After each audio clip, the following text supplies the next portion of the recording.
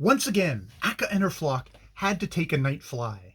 Fortunately, the moon had not gone down, and with the aid of its light, she succeeded in finding another of those sleeping places which she knew in that neighborhood. Again she followed the shining river towards the south. Over Dvntrs manor and over Rnnby's dark roofs and white waterfalls she swayed forward without alighting.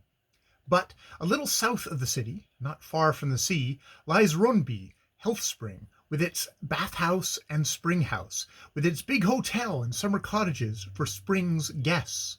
All these stand empty and desolate in winter, which the birds know perfectly well, and many are bird companies who seek shelter on the deserted buildings' balustrades and balconies during hard storm times. Here the wild geese lit on a balcony, and, as usual, they fell asleep at once. The boy, on the contrary, could not sleep because he hadn't cared to creep in under the goosey gander's wing. The balcony faced south, so the boy had an outlook over the sea, and since he could not sleep, he sat there and saw how pretty it looked when the sea and land met, here in Blecking. You see that sea and land can meet in many different ways. In many places the land comes down towards the sea with flat, tufted meadows, and the sea meets the land with flying sand, which piles up in mounds and drifts. It appears as though they both disliked each other so much that they only wished to show the poorest they possessed. But it can also happen that, when the land comes towards the sea, it raises a wall of hills in front of it, as though the sea were something dangerous. When the land does this, the sea comes up to it with fiery wrath, and beats and roars and lashes against the rocks, and looks as if it would tear the land hill to pieces. But in Blecking, it is altogether different when the sea and land meet. There the land breaks itself up into points and islands and islets, and the sea divides itself into fjords and bays and sounds, and it is, perhaps, this which makes it look as if they must meet in happiness and harmony. Think now first and foremost of the sea.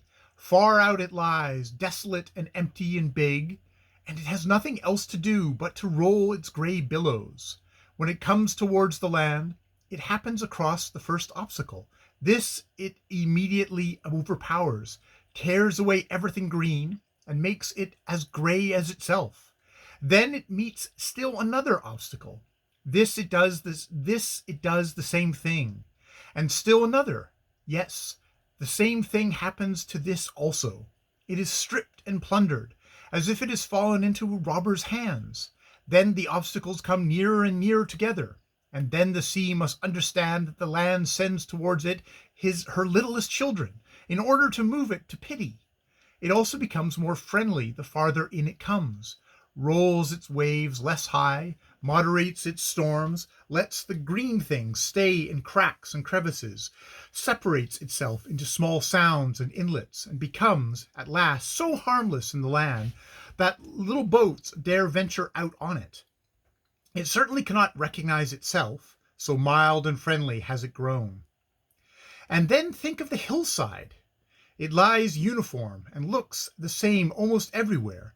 It consists of flat grain fields, with one and another birch grove between them, or else of long stretches of forest ranges. It appears as if it had thought about nothing but grain and turnips and potatoes and spruce and pine. Then comes a sea fjord that cuts far into it, and doesn't mind that, but borders it with birch and alder, just as if it were an ordinary freshwater lake. Then still another wave comes driving in.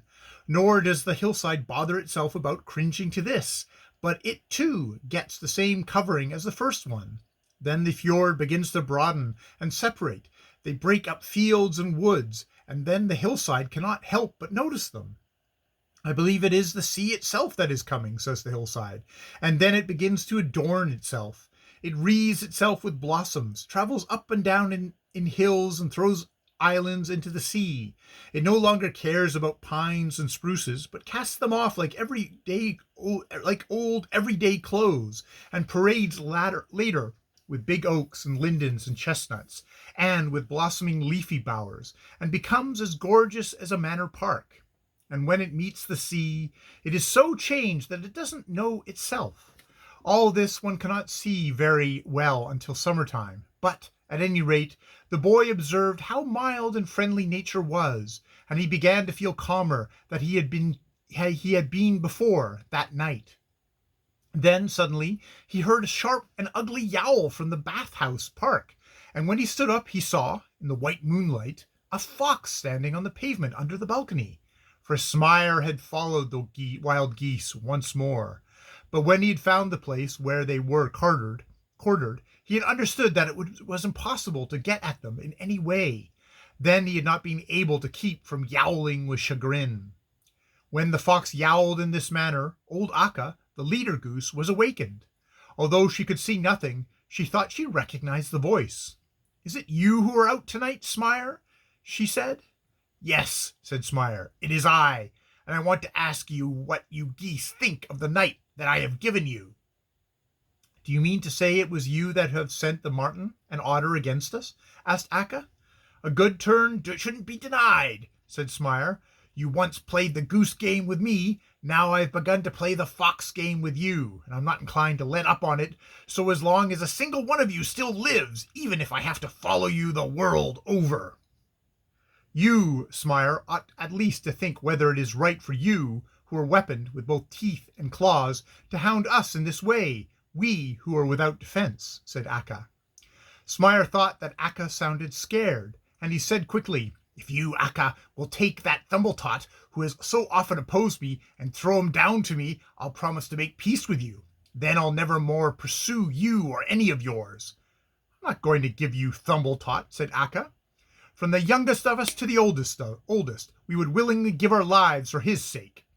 "Since you're so fond of him," said Smyre, "I'll promise you that he shall be the first among you that I will wreak vengeance upon." Akka said no more, and after Smyre had sent up a few more yowls, all was still. The boy lay all the while awake. Now it was Akka's words to the fox that prevented him from sleeping. Never had he dreamed that he should hear anything so great as that anyone was willing to risk life for his sake. From that moment, it could no longer be said of Niles Holgerson that he did not care for anyone.